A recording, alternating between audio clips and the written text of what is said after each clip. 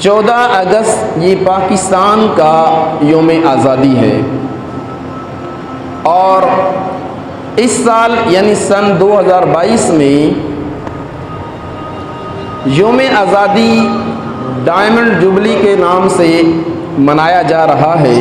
اور اس سلسلے میں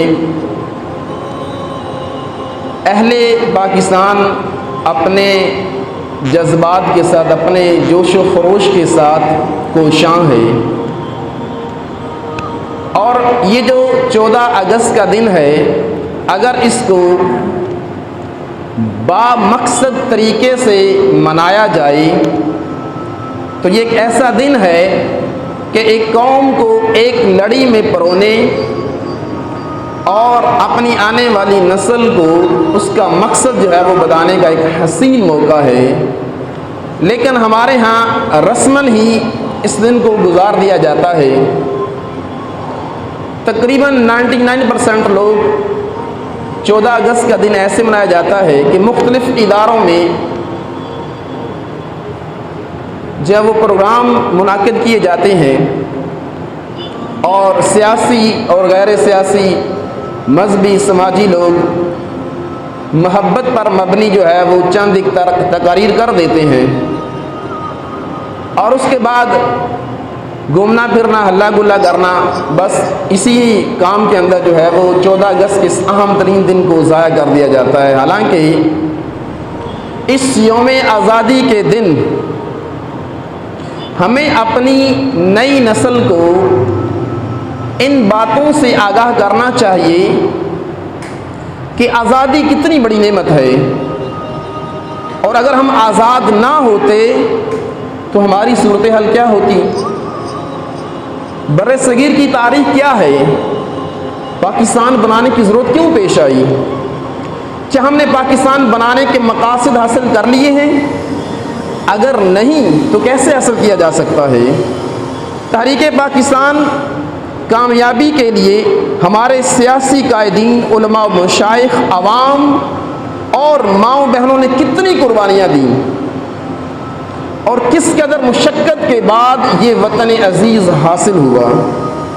قوم کی تربیت کی جائے کہ وہ کون سی کمزوریاں تھیں جن کی وجہ سے بر صغیر میں مسلمانوں کی 1000 سالہ حکومت کا خاتمہ ہو گیا تھا۔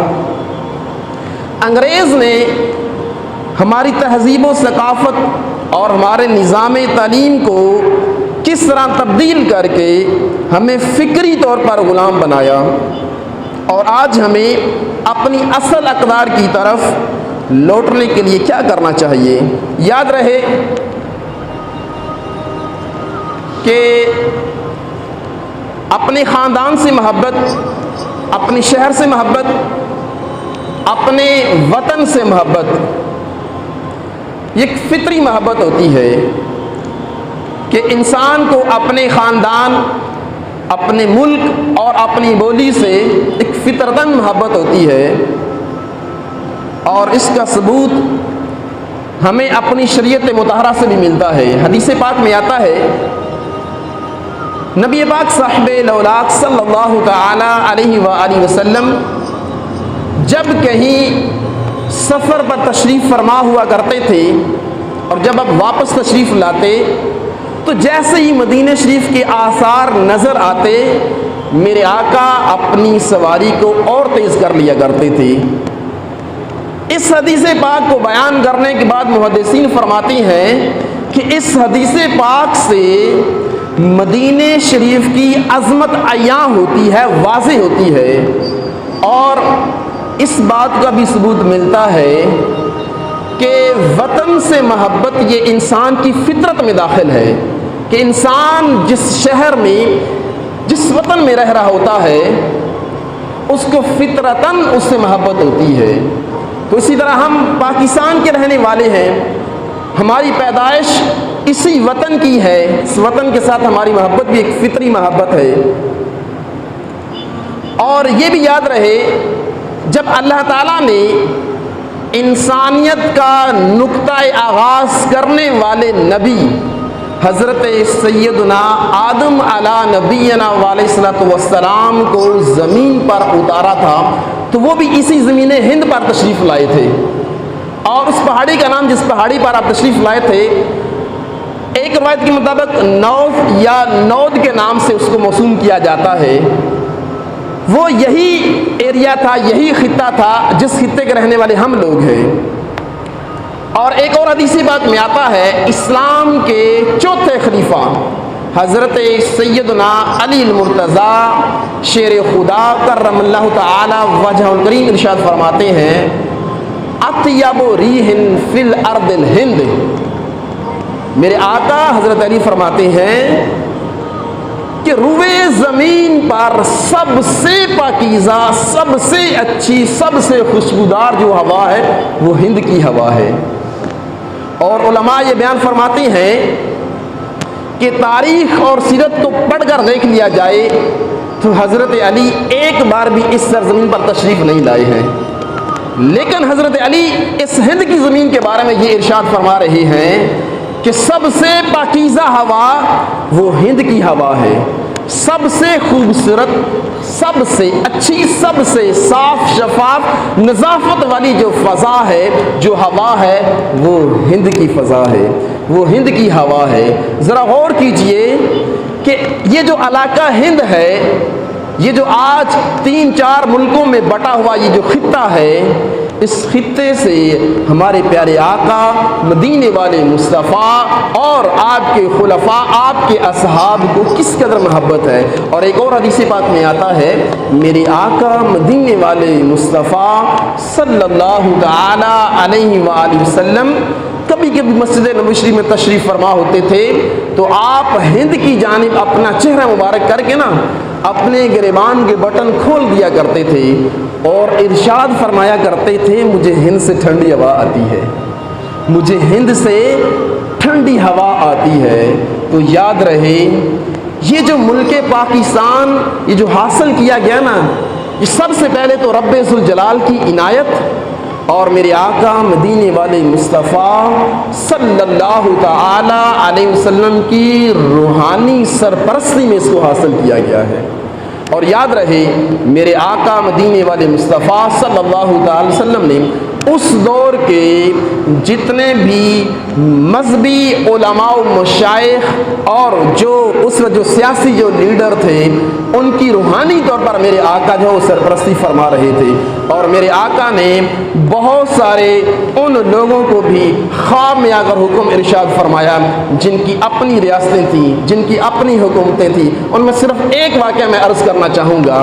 پاکستان کے جغرافیے کے اعتبار سے، علاقہ کے اعتبار سے، رقبے کے اعتبار سے جو سب سے بڑا صوبہ ہے وہ صوبہ بلوچستان ہے، اور صوبہ بلوچستان کے اندر ایک ضلع پایا جاتا ہے جس کا نام کلات ہے۔ اچھا، جب فرنگی حکومت تھی، جب یہاں پر انگریز کی حکومت تھی، تو اس وقت بھی کچھ ریاستیں ایسی تھیں جو آزاد تھی اور وہ ان کی حکومت میں نہیں تھی۔ اسی طرح یہ خان آف کلات کے نام سے جو ریاست تھی، یہ بھی آزاد ریاست تھی۔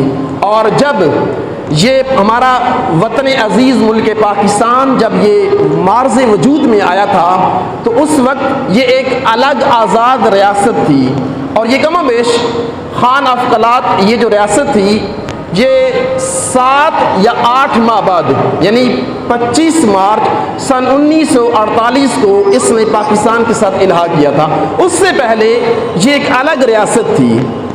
یہ خان آف کلات کا جو پوتا تھا پرنس عمر، کچھ عرصہ پہلے کی بات ہے کہ اس نے ٹی وی پر انٹرویو دیتے ہوئے اس سے ایک سوال ہوا تھا کہ تمہارے دادا جان نے پاکستان کے ساتھ الحاق کیوں کیا تھا جبکہ اس کی اپنی سیپریٹ اسٹیٹ تھی، جبکہ اس کی اپنی ذاتی حکومت تھی، ایک اپنا علاقہ تھا، ایک اپنی ریاست تھی، تو اس نے الحاق کیوں کیا پاکستان کے ساتھ؟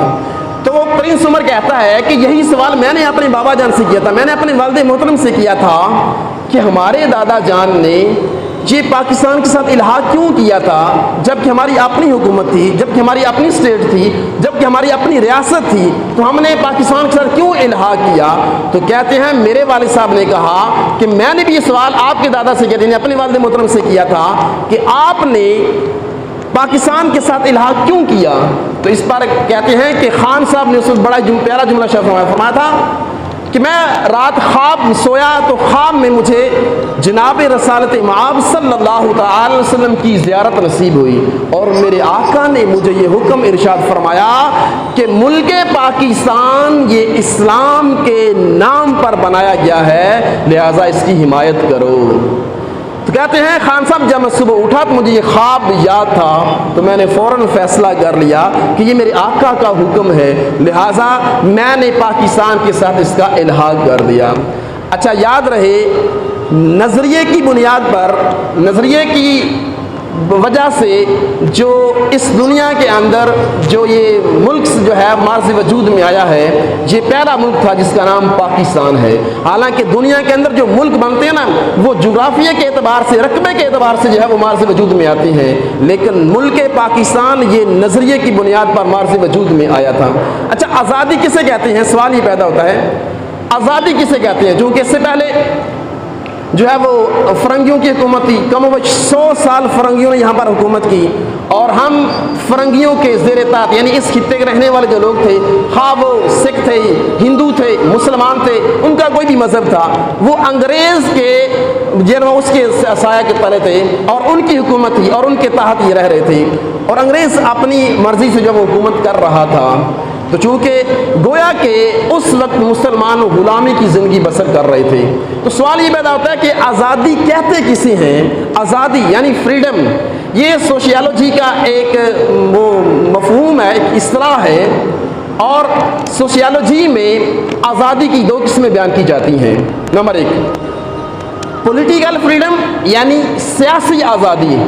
سیاسی آزادی کیا ہوتی ہے کہ ایک حکومت دوسری حکومت پر جو ہے وہ قابض ہوتی ہے، اور اس کو اپنے زیر تحت رکھ کر اپنی حکومت کر رہی ہوتی ہے۔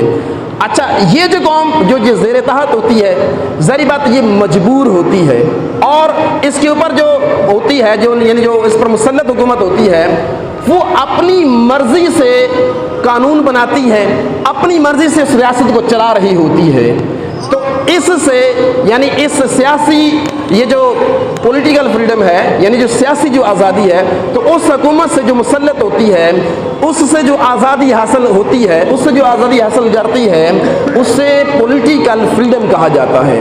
اور دوسری پرسنل فریڈم، یعنی شخصی آزادی۔ شخصی آزادی کیا ہوتی ہے؟ وہ یہ جس طرح پرانے دور میں لونڈی اور غلام کا دور ہوا کرتا تھا، غلام خریدے جاتے تھے، غلام بیچے جاتے تھے، تو اس سے آزادی کو پرسنل فریڈم یعنی شخصی آزادی کہا جاتا ہے۔ اور ہمیں جو آزادی حاصل ہوئی ہے، ہم نے جو آزادی حاصل کی تھی، ہمارے عوام نے جو آزادی حاصل کی تھی، وہ یہ آزادی حاصل کی تھی کون سی والی؟ پرسنل؟ نو، پرسنل نہیں، بلکہ پولیٹیکل فریڈم یعنی سیاسی آزادی، تاکہ مسلمان اپنا ایک الگ وطن بنا کر، چونکہ مسلمان ایک اللہ کو ماننے والا ہے، مسلمان اللہ کے جتنے بھی نبی ہیں اور آخری رسول حضرت محمد مصطفیٰ کی امت میں سے ہیں، ان کو ماننے والے ہیں، اور شریعت اسلامیہ کے پیروکار ہیں، یعنی شریعت اسلامیہ کے مطابق زندگی گزارنے کے لیے۔ اور یہ مقصد بھی یہی تھا کہ ہم اللہ اور اس کے رسول کے بتائے ہوئے طریقے کے مطابق آزادی کے ساتھ جو ہے ہم اس ان احکام کو جو ہے وہ اپنی مرضی کے ساتھ اپنی ذات پر نافذ کرتے ہوئے اپنی زندگی گزاریں، تاکہ ہم پر کوئی دوسرا جو ہے وہ مذہب یا کوئی دوسری قوم ہم پر مسلط ہو کر ہماری جو شریعت ہے، ہماری جو دینی تعلیمات ہے، ان کو مجروح نہ کر سکیں۔ تو اس کے تحت اس ملک کو جب وہ حاصل کیا گیا تھا، تو چنانچہ ایک موقع پر جناب جناح صاحب تقریر کر رہے تھے لاہور کے اندر، اور آپ نے ارشاد فرمایا our God is separate, our رسول is separate، کہ ہمارا خدا الگ، ہمارا رسول الگ، یعنی ہم ایک خدا کو ماننے والے ہیں اور ہم غلامان مصطفیٰ ہیں۔ مزید آپ نے کہا our religion is separate, our culture is separate، کہ ہمارا دین ایک الگ دین ہے، ہمارا کلچر ایک الگ کلچر ہے، اور کہا کہ therefore we want a separate state اسی لیے ہم ایک آزاد حکومت چاہتے ہیں، ہم ایک آزاد ریاست چاہتے ہیں in which we can live Islamic life. اسی وجہ سے ہمیں جو زندگی گزارنی ہے وہ اسلام کے مطابق زندگی گزارنی ہے۔ تو اسلام کے مطابق زندگی گزارنے کے لیے ہمیں ایک الگ وطن چاہیے، ہمیں ایک الگ حکومت چاہیے، ہمیں ایک الگ ریاست چاہیے۔ تو اسی نظریے کی بنیاد پر یہی دو قومی نظریہ تھا کہ مسلمان ایک الگ قوم ہے اور کافر ایک الگ قوم ہے، یہ یکجا نہیں ہو سکتی، یہ دونوں الگ الگ قومیں ہیں۔ اور مسلمان جو ہے وہ اللہ اور اس کے رسول کے بتائے ہوئے طریقے کے مطابق زندگی کو بسر کرنا چاہتا ہے، اور اس کی زندگی کا مقصد بھی یہی ہے کہ غلامی مصطفیٰ، اور غلامی مصطفیٰ کا حصول یہی اصل آزادی ہے۔ آزادی کا یہ مطلب نہیں ہے کہ انسان بے راہ روی کا شکار ہو جائے، انسان شریعت اسلامی کی حدوں کو پار کر دے، نہیں نہیں، یہ آزادی نہیں ہے۔ آزادی کیا ہے؟ غلامی مصطفیٰ کو حاصل کرنا، یہ آزادی ہے۔ ڈاکٹر اقبال جو ہیں وہ انہوں نے جب دو قومی نظریہ پیش کیا تھا نا، تو اس وقت انگریز جو ہے وہ بڑا طیش میں آیا تھا، اور کئی نام نہاد جو مسلمان تھے وہ بھی آپ کے خلاف ہو گئے تھے۔ تو اس وقت ڈاکٹر اقبال نے فارسی کے اندر ایک ربائی کہی تھی، اس کا آخری مصرع کچھ یوں تھا: با مصطفیٰ برسا خیش را کے دی اما ہوست، با مصطفیٰ برسا خیش را کے دی اما ہوست، اگر باؤ نہ رسیدی تمام بولا بھی است۔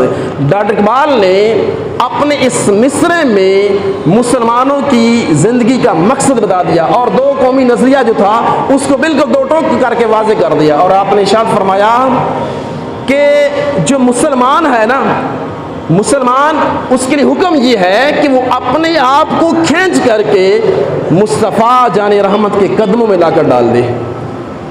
ڈاکٹر اقبال کہہ رہے ہیں کہ مسلمان کا مطمع نظر کیا ہے، اس کی زندگی کا مقصد کیا ہے کہ وہ اپنے آپ کو کھینچ کر نبی پاک کے قدموں میں ڈال دے۔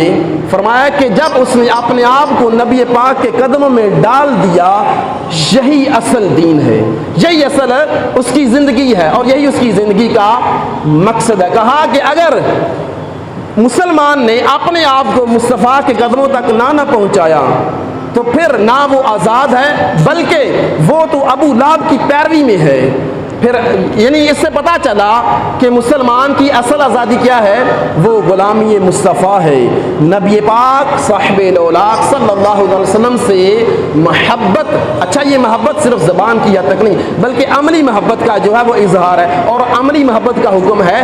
اصل آزادی یہ ہے کہ ہم نے غلامی مصطفیٰ کو اپنانا ہے، یعنی ہم نے نبی پاک صاحب الاولاق صلی اللہ علیہ وسلم کی سیرت کو اپنانا ہے۔ ڈاکٹر اقبال ایک اور جگہ پر ارشاد فرماتے ہیں: در اطاعت گوش اے غفلت شیار، می شود از جبر پیدا اختیار، کہ اپنے آپ کو یعنی اپنے نفس کو جو ہے وہ قابو کر اور اطاعت مصطفیٰ کو اپنا، کہ یہی اصل آزادی ہے۔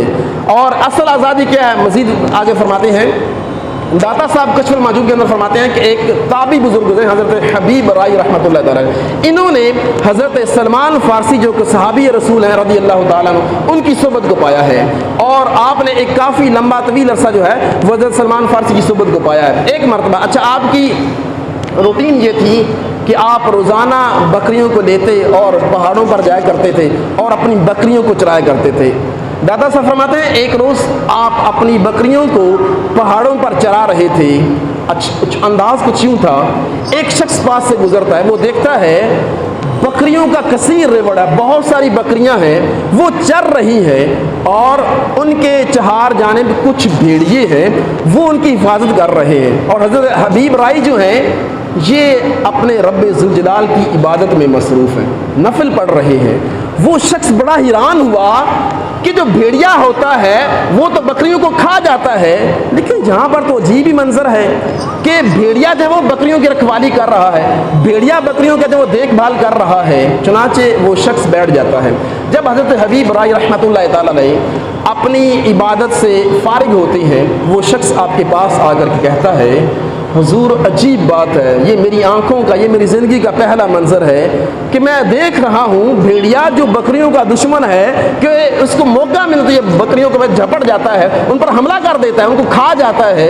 लेकिन यहाँ तो अजीब ही नज़ारा है, यहाँ बकरियों की हिफाजत भेड़िया कर रहा है, जो इनका दुश्मन है, जो इनका असली दुश्मन है, वो इनकी हिफाजत कर रहा है। तो इस पर हज़रत हबीब राय रहमतुल्लाह तआला अलैह ने इरशाद फरमाया, बकरियों का मालिक रब ज़ुल जलाल से मोहब्बत करता है, अपने रब से मोहब्बत करता है, और जो इस कायनात का खालिक है ना, उसने फिर उसकी बकरियों की हिफाजत के उसी के दुश्मन को मुकर्रर कर दिया हुआ है। फिर आपने क्या किया, हज़रत हबीब रहमतुल्लाह ने एक लकड़ी का प्याला लिया और एक पत्थर के नीचे रखा। पत्थर के नीचे जब रखा ना, उस पत्थर में से दूध और शहद जो है वो निकलना शुरू हुआ। आपने उस प्याले को भरा और उस शख्स को दिया, कहा कि ये पियो। तो उस शख्स ने कहा कि हुजूर आपको ये मुकाम मर्तबा कैसे मिला, आपको ये इतना बड़ा रूज कैसे मिला? तो आपने सिर्फ एक जुमला इरशाद फरमाया था, आपने इरशाद फरमाया, इताते रसूल में मुझे ये मुकाम मर्तबा अता हुआ है। नबी पाक साहिबे लौलाक सल्लल्लाहु अलैहि वसल्लम की सच्ची सुच्ची मोहब्बत की वजह से मुझे ये जो है वो ये मकाम मर्तबा जो है, ये अरूज जो है मुझे नसीब हुआ है। डॉक्टर इकबाल क्या खूब कहते हैं कि मोहम्मद से वफा तूने तो हम तेरे हैं, ये जहाँ चीज़ है क्या लौहो कलम तेरे हैं। तो पता चला कि असल आज़ादी वो ग़ुलामी मुस्तफ़ा में है। जब हम सच्चे दिल से अमली तौर पर ग़ुलाम मुस्तफ़ा बन जाएंगे तो हम आज़ाद हो जाएंगे। तो पता चला कि असल आज़ादी क्या है, वो ग़ुलामी मुस्तफ़ा है। शरीयत जो अहकाम शरा हैं उनको फॉलो करना असल ये आज़ादी है। मीठे और प्यारे इस्लामी भाइयों, डॉक्टर साहब एक और जगह फरमाते हैं, सनोबर बाग में भी आज़ाद है, पाबा गिल भी है, इन्हीं पाबंदियों में हासिल आज़ादी तू कर ले। फरमाते हैं सनोबर जो है ये कश्मीर के इलाकों में एक दरख्त पाया जाता है जो लंबाई के लिहाज से बहुत ऊंचा होता है। कहते हैं सनोबर बाग में आज़ाद भी है, पाबा गिल भी है। सनोबर एक दरख्त है जो पहाड़ों में पाया जाता है और ये काफ़ी ऊंचा होता है, काफ़ी लंबा होता है। तो डॉक्टर साहब गोया कि इस दरख्त की मिसाल देकर मुसलमान को समझा रहे हैं कि ए मुसलमान, जिस तरह ये सनोबर का दरख्त होता है और ये अपनी मर्जी से ऊंचाई की तरफ जा रहा होता है और जितना ये चाहता है ये बढ़ता है, लेकिन इसकी जो जड़ें हैं ना वो ज़मीन के अंदर पैवस्ता हैं, ज़मीन के अंदर लगी हुई हैं। और जब ये ज़मीन के अंदर इसकी जड़ों को काट दिया जाए, ये इतनी लंबाई होने के बावजूद, इसको इतना अरूज मिलने के बावजूद ये नीचे गिर जाएगा। तो कहा ए मुसलमान, तू भी अपने आप को ग़ुलामी मुस्तफ़ा के पट्टे में डाल कर रख और फिर तू जितना उड़ना चाहता है उड़, तू जितनी तरक्की करना चाहता है कर, तू जितनी आज़ादी हासिल करना है कर। और यही तेरी आज़ादी है, तू ग़ुलामी मुस्तफ़ा के पट्टे को अपने गले में डाल ले। यही हकीकत तेरी आज़ादी है, ये तेरी हकीकी आज़ादी है। और दुनिया में भी तू आज़ाद रहेगा और तू आखिरत में भी आज़ाद रहेगा। और अगर तूने अपने इस गले से ग़ुलामी मुस्तफ़ा के पट्टे को निकाल दिया ना, तो तेरी ये जो ज़िंदगी है, तो उस दुनिया की ज़िंदगी के अंदर भी ग़ुलाम हो जाएगा, फ़िक्री तौर पर भी, और हो सकता है जिस्मानी तौर पर भी तू ग़ुलाम हो जाए, और आखिरत के अंदर भी तेरे लिए कोई कामयाबी नहीं होगी। तो पता चला असल कामयाबी, असल आज़ादी वो ग़ुलामी मुस्तफ़ा में है। मुझे प्यारे इस्लामी भाइयों, इंतहाई अफसोस के साथ मुझे कहना पड़ रहा है, रात में एक तहरीर पढ़ रहा था, इतना मैं बाद में परेशान हुआ, मेरा दिल हिल कर रह गया, मैं सोचने पर मजबूर हो गया। इतनी वो मतलब दिल को लगने वाली तहरीर थी। तहरीर क्या थी? उस शख्स ने लिखा, कहता है कि एक कोठे पर नाचने वाली औरत के उस फेल को मुजरा कहा जाता है, और वो जो नाचने वाली होती है उसको तवाइफ कहा जाता है। और यही खातून जब स्कूल, कॉलेज और यूनिवर्सिटी के अंदर नाचती है तो उसको फैशन शो के नाम से मौसूम किया जाता है और इस नाचने वाली को मॉडल कहा जाता है। उसने कहा इसमें गलत कौन है, लड़की या वो अमला, वो उस्ताद जो तालीम दे रहे हैं, या वो वालिदैन जो अपनी बच्चियों को अपनी निगाहों के सामने बेढंगेपन का मुजाहरा देख रहे हैं? कौन इसका जो है वो जिम्मेदार है? मीठे और प्यारे इस्लामी भाइयों, आज 14 अगस्त के मौका पर क्या ये नहीं होता? हमारे यही तो होता है। हमारे नौजवान, इनको वन व्हीलिंग करना आता है, इनको हल्ला गुल्ला करना आता है, शोर गुल करना आता है, और तरह तरह के जो काम करेंगे जो शरीयत मुतहरा के बिल्कुल मुनाफी होते हैं। اور ناچنا کودنا یہی کام ہماری بچیوں کا ہے, یہی کام ہمارے نوجوانوں کا ہے, تو کیا یہ وطن عزیز اس لیے حاصل ہوا تھا؟ ذرا غور تو کریں نا, ذرا سوچیں تو صحیح. آج سے 75 سال پہلے ہمارے وہ مسلمان بھائی, ہمارے وہ مسلمان مائیں اور بہنیں کہ جنہوں نے اپنے جسموں کی حفاظت کے لیے اپنی جانوں کے نذرانے پیش کر دیے تھے. ان کے پیچھے کوئی ہندو لگتا تھا, کوئی سکھ لگتا تھا, وہ دریا میں کود جاتی تھیں, وہ کنویں میں کود جاتی تھیں اور اپنے جسم کو اس غیر محرم کے ہاتھیں نہیں لگنے دیتی تھی. اور یہ آج کی کیسی مسلمان عورت ہے کہ نامحرموں کے اندر گھوم رہی ہوتی ہے, نامحرموں کے اندر یہ بے ڈھنگے پن کے مناظر جو ہے وہ پیش کر رہی ہوتی ہے. تو کیا یہ وطن عزیز اس لیے حاصل کیا گیا تھا کہ ہم یہاں پر جو ہے وہ کنجوں والا کام شروع کر دیں, ہم یہاں پر طواف والا کام شروع کر دیں؟ تو ذرا غور کریں نا.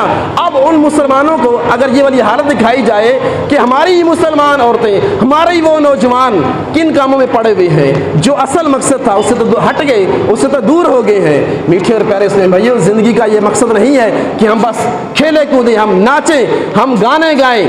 یہ تو زندگی کا مقصد تو نہیں ہے. یہ تو لہو و لعب والے کام ہیں, یہ تو حرام کام ہے جن کاموں کے اندر ہماری آج نوجوان نسل پڑی ہوئی ہے. میٹھے اور پیارے اسلام, ہمیں پاکستان کے مفہوم کو سمجھنا چاہیے اور اس آزادی کے مقصد کو سمجھنا چاہیے کہ کس مقصد کے تحت یہ وطن عزیز حاصل کیا گیا تھا.